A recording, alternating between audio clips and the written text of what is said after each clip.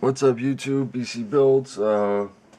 As you can see, the new career I got into is tattooing. I got an apprenticeship, got my license, whole 9 yards. I don't condone tattooing at home. I don't condone being a scratcher. I want to say this right off the bat. This isn't an informational or teaching fucking video. Don't tattoo at your house. Well, unless you have a license, you work in a shop, you know what you're doing, then tattoo wherever the fuck you want. But don't just go order a fucking machine offline and start tattooing your friends, because it isn't going to end well. I just want to say that off the bat. It's just Christmas Day 2013.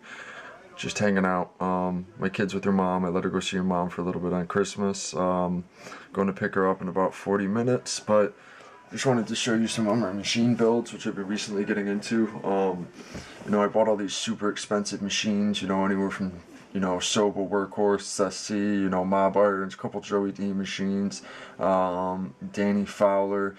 And they're nice machines, and they work well, but I really just prefer to build my own machine, even if it starts off with a fucking eBay frame or something, because some of the eBay frames I got, the frames are correct, and they're light, and, they're good for what they do, like, fucking maybe 1 out of 10 works, but for $10, it's worth the shot.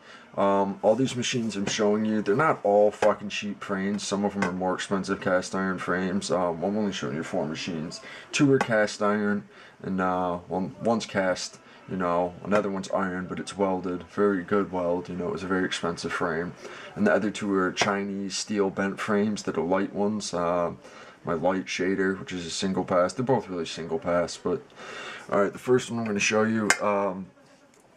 This is eBay frame. I bought this along with like 15 other eBay machines, and this one turned out to be one of the better. The geometry on the frame, the bends were correct, everything worked well. It changed out the spring in it. It has a decent weight armbar. This is my gray wash shader. It's a little over a nickel. It all depends what I do. I can adjust it as I go. It's kind of out of tune at the moment because I just dropped it.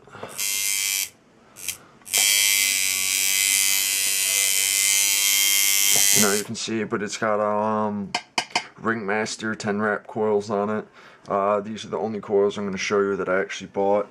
The only things I really changed were the spring, the thumb screw, and the armbar, and the contact post in the back, which is you can see it's copper, pure copper. Everything else is the same in the coils, but this right now is running at exactly 6 volts, which is a little high for this machine. But this is, one of the machines I use on a daily basis now. I'm trying to use all my own machines that I'm building. I even number them, engrave them. So that's the first one. This is my shader, my light gray shader. Well, for my really fine light gray, I use my fucking Sessi Wiener cutback shader or something like that. I forget what it's fucking called. This is a very light machine. You have to use it with a fucking 1-inch grip on it, the metal tube, or you get a lot of vibrations, or a silicone grip. Awesome machine. This thing will run for like 15 fucking hours without heating up at all. Just glued the dice onto the contact screw I was bored. Next one I'm going to show you is my color packer. This was an expensive frame. I'm not going to mention the brand. I want to see if anybody can figure out what kind of machine this is or was. Let me know. If anybody can figure out what kind of machine this was, I'll build you a machine and send it to you for free. It's got the pure copper contact point. It's got a little nut for the thumb screw. It's got the sterling silver contact screw in it. You can see the shrink wrap on the contact screw. I guess because silver's so conductive or whatever it was, sometimes I'd see sparks. Maybe 1 out of 100 things. You'd see a spark jump from here to here occasionally. So once I put this little piece of shrink wrap on it, it stopped doing that. That was the only issue I had with the machine. These are my hand wound coils. I bought a coil making set and I didn't like it. I only used iron cores, and it came with bobbins. I basically just cut the ends off the bobbins as washers, thermal insulating, and then hand wrapped them. And I tried dipping them in resin at first, and I don't have much experience with resin, so I just clear shrink wrapped them. They're 10 wraps. This machine runs at about 5.4, 5.5, and it's about maybe like 111 cycles per second as a color packer. It's got a really thick, heavy arm bar on there. It's one of them. The front spring is it's an 18 gauge. I cut that one, and then I think maybe like a 16 gauge in the back. I don't remember. It's really old. It's off an old vintage machine. This spring just got so much wear. It works perfect for a color packer. And then in the back, pure brass contact post, and you can see that's from an old machine too. It is worn the fuck down. There's a big groove in it. I just think it gives it character. This machine is iron, but it was just a bitch from rusting because it had no coating, so I just painted it black, put it clear coat on it, and then since it's such a heavy machine, I put this big thumb screw on the front of it for the vice tube. It's heavy. Yeah, people say it'll make it even more heavy, but for me it kind of counterbalances the weight just a little bit. This is about $1.50 to say. I don't even know, maybe a nickel, or I'm not sure, but I'll run it for you. And that's at 5.5 volts. And that's running a little fast for it. Anywhere from 5 to 6. It really depends what kind of mag I'm pushing with this. This is a color packer. This thing will pack color like nobody's fucking business. I've never had a fucking problem with this thing ever in my entire life. This is probably one of my favorite machines ever.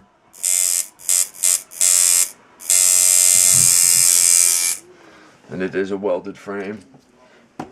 The next one I'm going to show you, it's RCA, so I got to switch the clip cord. I make all my own RCA cords. As you can see, gold plated ends, just regular wire, maybe like 16 gauge wire, 18 gauge wire. I like it a little thicker because I always, I color really fast and I fucking line really fast, and I end up fucking up cables. And that end's gold plated. This one's sterling silver plated on this end. They didn't have gold ones at the RCA ones at Radio Shack. They were out, so I just got these at the time. The machine is this is a full one-piece cast iron frame that I ordered off eBay for maybe like 20 bucks. Hand wrapped coils again. I ran out of shrink wrap, so I just straight put fucking electrical tape on them for the time being, and it looked awesome, so I just left it. Pure copper black oxide contact screw and binding post. It's actually off a Chinese machine. I got two of them. I cut one open to make sure it was pure copper, and it actually is. A round brass fucking thumb screw, which I made, which is fucking awesome. It was a little long, so I put rubber washers between it. There's just shrink wrap on the top of this to make it even blacker, and then a black oxide pure copper rear binding post. Just a wing nut. It's got the regular tube vise. These are 1 inch fucking I think 8.5 wrap coils, something like that. 8.5. I forget what I did. They're 1 1.25 coils. There's a quarter and then an 1/8 fucking yoke in them because it's a really tall frame. I didn't realize that when I bought it. And then I got the RCA jack on the back, which is actually, you can see, which I made. Got all the shit from fucking, I think, Radio Shack, or it's a cut quarter and bent. These are super simple to make. Do not buy them for like $7 off fucking line. Make them. You want to know how? I'll send you the video. Plugs into the top. You see it's angled back and up a little bit, keeps it from falling. This thing I usually run at maybe, I think, like 6.5. I forgot. Let me turn it on. Okay, maybe it's a little higher than that I usually do. This one's at 7. This is a single patch liner. Decent throw on it. This shit'll run all day long. These coils do not heat up. I forget what kind of capacitor it is. I think it's maybe 33 UF 50 volt. I shrink wrapped it so I can't see. If you can see on it, there's my first job at engraving something. you know, just like the swirly designs or whatever. First time ever engraving anything, so it didn't come out too bad, and I just colored it in with a Sharpie because I didn't like the silver. I got to repaint this whole machine. But this is my main liner now, my main single pass liner. This thing's a monster. This will push anything up to, you know, I think it was maybe a 19 rounds was the biggest they used for some bold ass graffiti. Usually use like 9 rounds in this. Alright, enough with that one. Here's the machine that's actually 2 different eBay frames, or Chinese frames, or I don't even remember where I got these. Bent steel one, the top part, and then I cut the vise off of it. It was the guillotine vise, and I bolted. I cut the vise in the bottom piece off another machine, and I put it on, just wing nut vise. I like those the most. Easier for me to tighten, they're just quicker. These are another set of the hand wrap coils I made, just like the blue ones at my color packer. The spring is a 1-piece, I think 18 gauge, thumb rolled in the front, no O-ring. Really, it's the number 6 contact screw. I think it's on a Chinese machine, but it is copper. Shit contact screw in the back. I gotta get new ones. This one, I drilled a hole and it has the RCA built right into the side of it. As you can see right there. It's got the white wire. This machine I just built last night. I'm not really sure if it's tuned correctly. This thing, I gotta turn it down a little bit.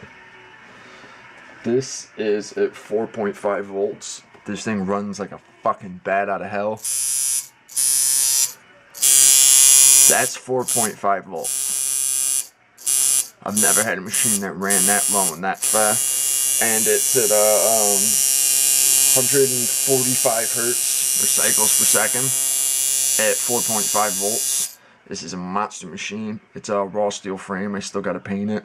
It's got massive spring tension. That's probably why this thing runs so fast. For the thumb screw, it was the screw for the guillotine vise. I broke the contact screw, so I just put a slot in it, soldered a washer onto it, thought it looked cool. I drilled all the holes in it. The frame was different, it came out longer. I cut it in a little more, trimmed the back. It's still got a lot of work to go, but for building it within, it was like a 2-hour build, start to finish. You know, given it needs to be tuned, it runs a little fast. You know, it's got a decent throw. I'm making another really, because this is really fucking light, another single pass liner. You know, for what it is, this thing is fucking badass. I don't know why it runs so fast compared to everything else I've ever made. But when it's finished being done, you know, I'm going to try different springs. I got a lighter arm bar. Maybe I'll put a heavier one in there to slow it down. I don't know.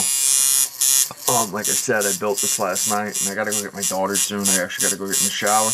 So I don't have time to fix this, but, you know, but this potentially will be my daily use machine. It's just so light. And my favorite part is just the clip cord being built right into the side. The way I hold the machine is kind of like that, so it goes over my knuckles. I know some people hold it back. Mine's more to the side. It's just, you know, on an angle, you know, so I like the way the clip cord's away. I don't like when it hangs over my hand as much. I don't really care if it's touching the customer. You know, I put the fucking clip cord cover on, so, you know, fuck them. You can say that, but I gotta be comfortable. It's not completely tightened down. You know, maybe I gotta change the capacitor. That's why it's running out of bat out of hell. It's a big capacitor. It's the last one I had left. I don't even remember what it is. I think it's one of those dual flow that'll flow either way. I think that's why it's so big, or maybe it's just a fucking huge capacitor. It came in black shrink wrap. Maybe I pulled it out of another machine. I don't remember. But I have no idea what it is.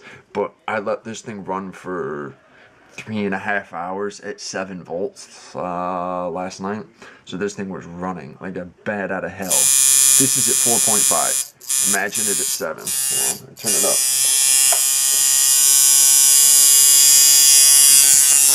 That's 7. That's 190 cycles per second. I let it run for this for 3 hours and 3 minutes, and it wasn't heated up. The only reason I stopped the heat test on it is because I wanted to fucking go to sleep. It was driving me nuts. 7 volts. Listen to that. That tears somebody up. This is something like Sailor Jerry Liner would use, because they didn't run capacitors, so they had fucking lines like done. You know, most people line like this, their lines were like, you know, even still, this would be fucking too fast for them old timers, you know. One old timer I work with, I think one guy I know would actually run it like this. You know, he still runs fucking old ass handmade machines, no capacitors. He still uses one of those original Spalding and Rogers fucking machines. He replaced, because they have step-down capacitors and the resistor in it, you know, he changed out the middle step one and put another big capacitor in it. I mean, his machines run normally. His shader runs like this, but most people shade like this. This motherfucker's done, you know. I'll have to take a video and put it online. 2 days I go back to the shop, I'll take a video if he's there, and you know, he's an old timer, he's like 58 now, still tattooing. This motherfucker's probably gonna be grumpy that I'm putting him on YouTube. I'll try to fucking videotape him in secret, but I mean, like, his shit runs like a bat out of hell. It's pretty hysterical. These aren't my only machines I built. I have a whole nother box of machines I built. I probably have like 15 other professional machines. If you guys want to see those, just send me a message. This is my home workshop, my mini tattoo studio. I pretty much tattoo myself here and a few friends. This is really just, I have supplies here to tune machines in and test them. I can show you real quick. Aftercare, rubber bands and shit. All my disposable tubes, more disposable tubes. What is that? Fucking stencil paper. My printer's here somewhere. Cleaning supplies, ink caps. These are all needles I took from the shop. A whole bunch of them. Spare parts, more tubes, more fucking needles. Some ink somebody gave me, the Mom's Millennium. There's my gray wash kit. I don't know where the fucking rest of my inks are. I had them in a box somewhere. Well, some are in that yellow box and some are underneath there. But whatever, BC Builds. You guys see my new profession now, machine builder. Anybody needs a machine, just send me the parts. I'll build it for free. You guys pay for the shipping and the parts. I'll gladly build you a machine that'll fucking run like a bat out of hell, or perfect fucking lines. Whatever you guys want, let me know. If you guys want to see anything, just send me a request or something. I gotta go clean up and pick up my daughter. Bye, guys.